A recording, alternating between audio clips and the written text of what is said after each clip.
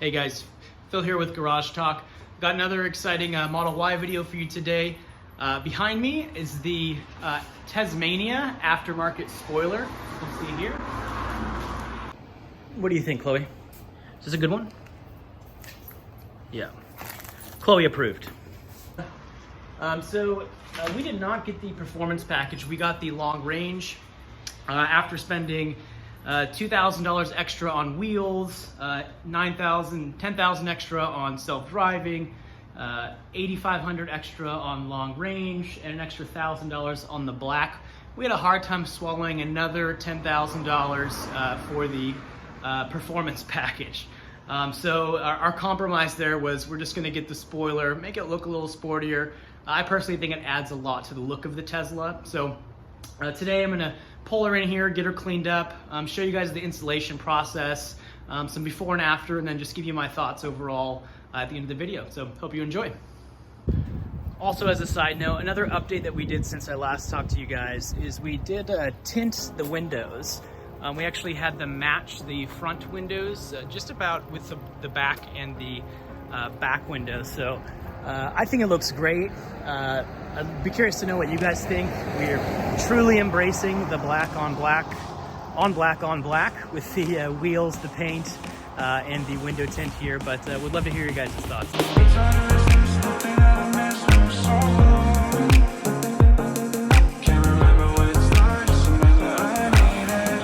Again, this is the Tesmanian branded aftermarket spoiler for the Model Y. This is what it looks like out of the box. We did decide to go with the matte black finish. They do have an option on Tesmanian to actually do a color match. They claim that they color match with whatever color Tesla you have. Black's a little bit easier, but it did appear online that things like the red and the blue options for the Tesla were available.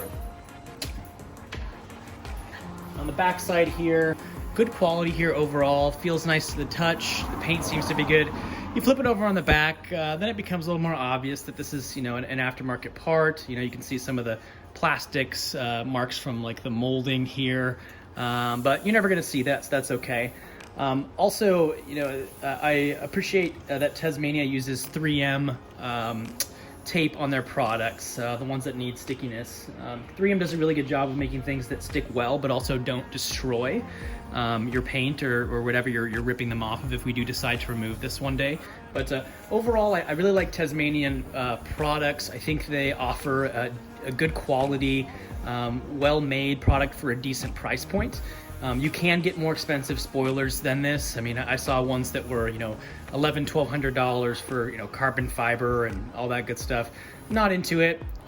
Clearly, at this level and this size of spoiler, it's more about looks than it is performance. And so we went with something that we felt was as close as possible to the OEM look that we could. All right, so our first step here, now that we've got the spoiler unwrapped, is to prepare the car for installation.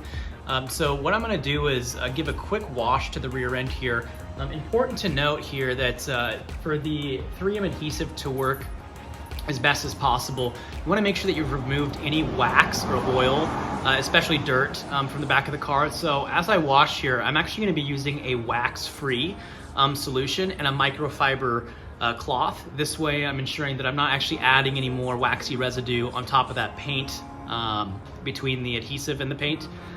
So again, wax-free. You can also buy wax remover or pre-wax solvents that will remove the layer of wax on top of the paint. But be sure that you're not using anything that's so harsh that it's going to take the actual layers of your paint off.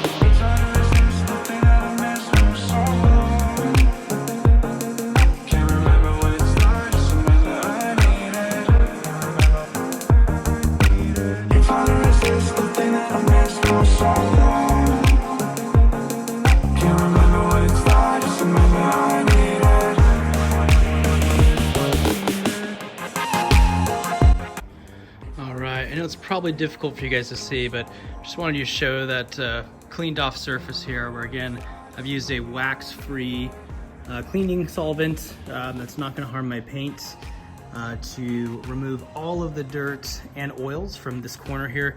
You can actually see a little bit of a contrast between where I've actually removed all the wax versus where I haven't here, a little bit different texture. But again, it's really important that you get this as clean and dry and oil-free. I'm gonna have to wipe it again because I just touched it with my. All right, now we're going ahead and do a dry fitting. So just make sure that everything fits okay before we prepare to do any measuring.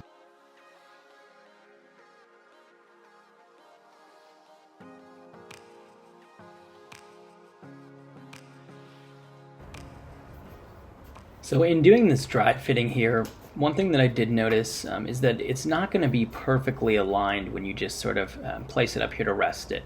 If we look at the side corners here, you can see that there's a little bit of a gap here on both sides, even though I'm perfectly centered. But that's okay because this is actually pretty flexible, and you can see that when I actually push down on the corners here, it does line up perfectly, and I'm hopeful that the adhesive here will kind of hold it here where I'm pressing down. So that should be okay. So now that my dry fitting is good, I'm going to figure out where the center point of the rear wing is here. So I'm just going to take a tabletop, throw out my tape measure, and then from tip to tip, I'm going to measure that we have about 47.7 inches here. So half of that is 23.85. So I'm going to go ahead and find the 23.85 on the tape measure here. I'm going to use a square, slide that underneath, because that will show me where the center point is, even though that the spoiler is curved there. Once I have my center point aligned there, again at 23.85 inches, I'm going to just take a little piece of Scotch tape and center that up. Alright, so quick recap here. What I've done is I've used a tape measure and a square to find the exact center point of the aftermarket spoiler, which I've put a piece of tape on here to indicate that. Then I used a few different reference points to find the very center of the Tesla, the easiest being the logo here. That's obviously centered from factory, but I also took some other measurements along the window just to double check that I indeed was on center. I used two pieces here, a little Scotch tape to just sort of hold it into place. And my last sanity check I'm going to do here, just to make sure that I'm in the right space, I'm going to measure the distance between the trunk gap here and the edge of the spoiler, just to make sure that that spacing is the same on both sides. From the very corner of the panel here to exactly where the fenders, looks like we're 6 3/4 inches here. If I come over to the other side, that same measurement from the tip of the spoiler to the corner here is almost 7 inches. So I need to come over this way about 1/4 inch and we should be right on center. All right, so I've moved it over just 1/4 inch. Now we have exactly from the tip of the wing here to the tip of the trunk here, this space here is exactly 7 inches on the dot. I've even taken a piece of string and measured a few different ways between these two, but that's what it ends up being if you're considering getting the Tesmania spoiler here and you're like me and you don't want to read instructions. So now that I have this perfectly placed, I'm going to go ahead to do is, in addition to the marker I have from the center, I'm going to put 2 other small pieces of tape here just at the very edge of the spoiler. So I just have this additional reference points when I take the tape off to line them up there.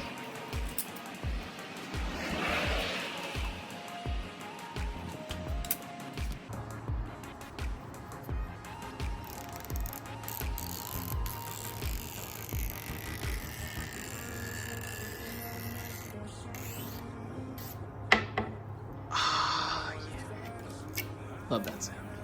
Always feels good, doesn't it?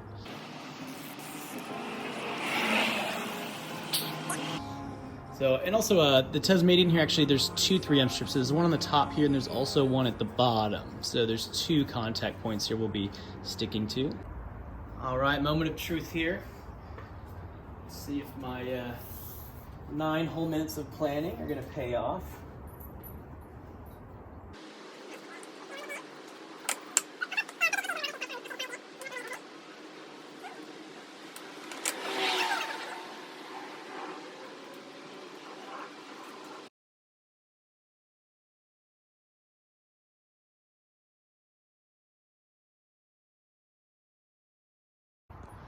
All right, so we've just wrapped that up. Here is the final product, the Tesmania spoiler installed.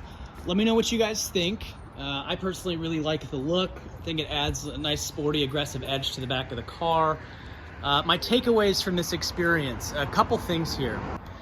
Number one, I don't know if you guys could tell from the video, but it took me at least half a dozen attempts of sticking and resticking this to get it to line up where there was no gaps here all the way around. And I actually didn't succeed at doing that on the bottom. There's still a little bit, maybe a millimeter or less of a gap here underneath, but I had put it on and pulled it off so many times I was worried it was going to lose my stickiness.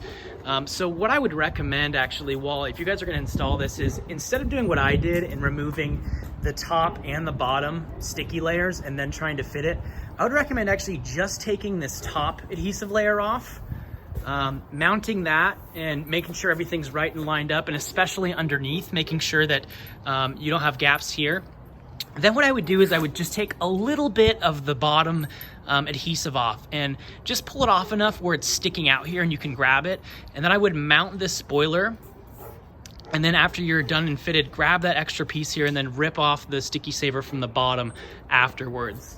This is angled in such a way, in such a sharp angle, that you really don't get any forgiveness when you're mounting this, as in it'll start to grab before you can actually push it all the way in. So again, take that top sticky layer off first, give yourself a starter takeoff area on the bottom, get it mounted as you're happy with it, use the top to hold it there, and then go ahead and pull off the bottom sticky layer from under this little crack there.